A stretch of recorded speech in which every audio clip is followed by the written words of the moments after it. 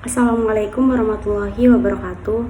Perkenalkan, nama saya Aminatul Hasanah, NIM 21150400132 dari kelas Psikologi Islam D, Fakultas Usuluddin dan Studi Agama dari jurusan Psikologi Islam.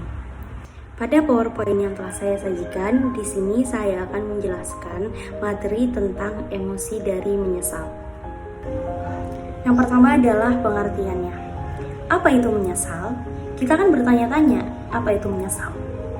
Menurut Kamus Besar Bahasa Indonesia, menyesal merupakan suatu keadaan merasa tidak senang atau tidak bahagia, baik dia susah, kecewa, dan sebagainya karena telah melakukan sesuatu yang kurang baik, baik dia kesalahan, dosa, dan sebagainya.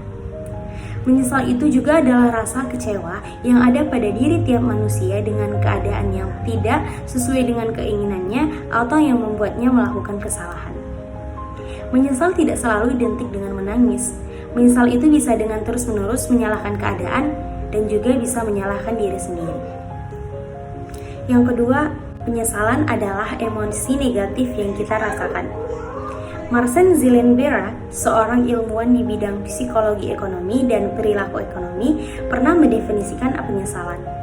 Dituliskan dalam web sciencehowtoworks.com, penyesalan adalah emosi negatif yang kamu rasakan saat menyadari atau mengimajinasikan situasi saat ini akan jauh lebih baik jika kamu melakukan sesuatu yang berada di masa lalu. Kebanyakan perasaan itu lebih banyak tercipta ketika kita tidak melakukan apa-apa ketimbang melakukan suatu kesalahan. 3. Penyesalan kebanyakan dari hal yang tidak kita lakukan. Istilah lain untuk penyesalan yang datang dari pemikiran jika saja adalah emosi kontrafaktual. Perasaan sesal ini muncul akibat dari pemikiran alternatif dalam mengimajinasikan realitas yang lebih baik jika kamu tidak malas, bodoh, atau takut untuk melakukan sesuatu. Hasil survei malahan menyatakan jika penyesalan yang datang dari tidak melakukan apa-apa lebih menyakitkan daripada kesalahan akibat melakukan sesuatu. Yang keempat, penyesalan sangat berhubungan dengan persepsi diri. Penelitian lebih lanjut menyatakan jika penyesalan itu datang berdasarkan dari 3 persepsi tentang diri. Di antaranya, yang pertama dirimu yang seharusnya, yang kedua dirimu yang sesungguhnya, dan yang ketiga dirimu yang idealnya. Dirimu yang seharusnya dibentuk berdasarkan dari kehidupan sosial serta kewajiban dan tanggung jawab pribadi masing-masing. Dirimu yang sesungguhnya adalah kondisi yang menyatakan bahwa dirimu ini adalah dirimu. Bagaimana kamu, begitulah dirimu yang sesungguhnya. Dirimu yang ideal adalah kondisi yang kamu impikan. Yang kelima, ilmuwan berpendapat jika penyesalan adalah bentuk evolusi diri. Penyesalan mampu membuatmu menjadi lemas, merasakan depresi hingga malas. Namun, di sisi lain, penyesalan sendiri ternyata memiliki sisi positif. Menurut George Sarcilli dari University of Southern California, perasaan mampu membuatmu berpikir menjadi lebih rasional ketimbang irasional. Dalam rasa sesal, perasaan itu mengajarkanmu untuk tidak mengulangi hal yang sama. Sebagai contoh, kamu menjatuhkan batu ke kakimu dan kamu menyesal akan kejadian itu. Selanjutnya, pasti kamu akan berusaha untuk tidak mengulangi kesalahan yang sama. Selanjutnya, penyesalan terbesar manusia umumnya adalah tidak menjadi diri sendiri. Pada tahun 2017, seorang psikologi sosial, Saidi Fadai, mempublikasikan hasil risetnya mengenai penyesalan. Dalam hasil penelitian tersebut, dia memberikan sebuah kutipan dari sebuah buku yang berjudul The Top 5 Dangers of the Dying. Kutipannya adalah, "Aku berharap aku punya keberanian untuk hidup sebagai diriku sendiri, bukan hidup sesuai dengan ekspektasi orang terhadapku." Nah, dilihat dari kutipan tersebut, seseorang yang mengalami penyesalan itu sangat berpengaruh yang membuat dirinya menjadi tidak dirinya sendiri. Dia selalu berpikiran bahwa dirinya harus sesuai dengan ekspektasi orang lain. Kemudian, setiap orang memiliki penyesalan yang berbeda-beda, itu tentu. Walaupun melakukan kesalahan yang serupa, tetapi kamu tidak bisa menyamakan penyesalan yang kamu rasakan dengan orang lain. Masalah ini telah dibuktikan oleh para peneliti dengan cara melihat langsung respon otak lewat MRI, yang mana bagian teraktif ketika menyesal adalah orbitofrontal cortex. Uji coba ini dilakukan kepada sejumlah orang yang sedang berjudi. Di poin selanjutnya, walaupun diteliti, penyesalan tetap meninggalkan teka-teki besar untuk ilmu pengetahuan. Para peneliti sudah tahu bahwa bagian otak orbitofrontal cortex merupakan produsen penyesalan. Tetapi secara kinerja, mereka tidak dapat menjelaskan bagaimana perasaan emosional itu tercipta. Yang dapat mereka temukan adalah kemungkinan besar orbitofrontal cortex menjadi perantara pengalaman penyesalan dan sekaligus pengantisipasiannya. Secara mudahnya, penyesalan adalah alatmu untuk introspeksi diri. Dengan menyesal, kamu bisa menjadi orang yang lebih baik lagi.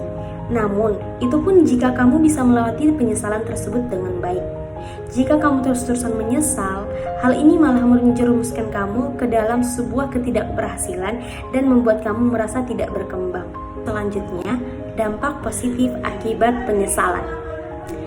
Kalau kita mendengar kata-kata penyesalan itu, sepertinya kita kayak menduga itu selalu auranya negatif. Tetapi kita tidak boleh salah menduga, ternyata penyesalan itu mengandung sisi positif juga. Nah, untuk yang pertama, mengetahui kemampuan diri sendiri. Rasa sesal yang kamu alami, baik itu kamu lakukan atas dasar kesalahanmu sendiri ataupun tidak berani melakukan sesuatu, membuat kamu menjadi sadar akan kemampuan dirimu sendiri. Penyesalan bisa saja timbul akibat kegagalan yang sudah kamu lakukan. Hal ini akan membuatmu semakin kenal dengan dirimu sendiri. Kian dia meningkatkan self-knowledge, self-love, maupun self-care pada dirimu sendiri. Terlebih kemampuan yang kamu miliki itu, sehingga harapannya kamu jadi semakin bisa memaksimalkan potensi yang ada pada dirimu sendiri. Jadi setelah kita sudah merasa menyesal, kita pasti tahu kan, itu penyesalan itu ternyata tidak baik untuk diri kita, dan kita bisa mengubahnya lagi menjadi lebih baik ke depannya. Nah, dampak positif akibat penyesalan yang kedua adalah meminimalisir kegagalan. Penyesalan yang kamu alami akibat kekecewaan ataupun kegagalan kamu di masa lalu bisa kamu jadikan evaluasi sebagai bentuk pembelajaran untuk menjadi lebih baik ke depannya lagi. Hal ini bisa membantu kamu ketika mencoba sesuatu hal yang sama, di mana kamu dapat mengurangi resiko kegagalan yang ada. Contohnya nih, seperti ketika kamu sedang dihadapkan pada ujian tengah semester. Pada salah satu mata kuliah, nilai kamu sangat rendah akibat kurangnya persiapan yang kamu miliki. Maka di ujian akhir semester berikutnya, kamu bisa melakukan evaluasi untuk menyiapkannya dengan matang, agar nilai kamu dapat bisa semakin berkembang lagi, tidak seperti semester yang kemarin. Untuk yang ketiga, yaitu mempunyai sudut pandang yang baru. Penyesalan juga dapat membantu kamu untuk bisa melihat suatu permasalahan, baik itu kegagalan ataupun kesalahan di masa lalu, dengan berbagai macam sudut pandang. Hal ini dapat mempermudah langkahmu ke depannya untuk dapat mengambil sebuah keputusan, dan karena di awal tadi kamu memiliki keberagaman sudut pandang, sehingga kamu bisa jadi jauh lebih matang dalam mengambil sebuah keputusan tersebut. Untuk materi yang terakhir, yaitu cara mengatasi rasa sesal yang berlebihan. Yang pertama, menerima dan akui kesalahan. Jika kamu melakukan kesalahan, kamu jangan takut. Akui saja kalau itu kesalahan kamu. Karena kenapa? Jika kamu sudah mengakui kesalahan, rasa sesal yang ada pada dirimu itu akan berkurang, tidak berlebihan. Kalau kamu tidak mengakui kesalahan itu, pasti pada dirimu itu rasa sesalnya sangat berlebihan sekali. Jadi tidak salah untuk mengakui, tetapi dengan syarat kamu harus memperbaiki kesalahan kamu tersebut. Yang kedua, mengubah self-talk negatif. Di dalam pikiranmu itu, jika kamu sudah menyesal, kamu tidak boleh terlalu memikirkan yang negatifnya saja. Kamu harus bisa mengambil pelajaran atas penyesalan yang telah kamu lakukan. Yang ketiga, melihat perspektif atau sudut pandang yang baru. Kita itu tidak boleh hanya mempunyai satu sudut pandang. Kita harus memiliki banyak sudut pandang agar kita bisa melihat banyak perspektif-perspektif yang lain yang mungkin bisa lebih baik dari perspektif yang pertama kita pandang. Sekian emosi menyesal yang saya sampaikan. Jadi kesimpulannya seperti ini. Penyesalan memang selalu datang terlambat, selalu datangnya di akhir. Jika datangnya di awal, itu namanya kesadaran, bukan penyesalan. Silakan menyesali segala perbuatan kamu di masa lalu, dan cobalah perlahan untuk mengubah pola pikirmu, ubah mindset hidupmu menjadi lebih baik lagi. Dan kamu harus bersyukur sudah mengalami penyesalan tersebut. Karena kenapa? Di dalam penyesalan itu sudah sedikit terbuka kesadaran untuk menjadi lebih baik lagi. Sekian dari saya. Thanks for watching and Assalamualaikum warahmatullahi wabarakatuh. See you.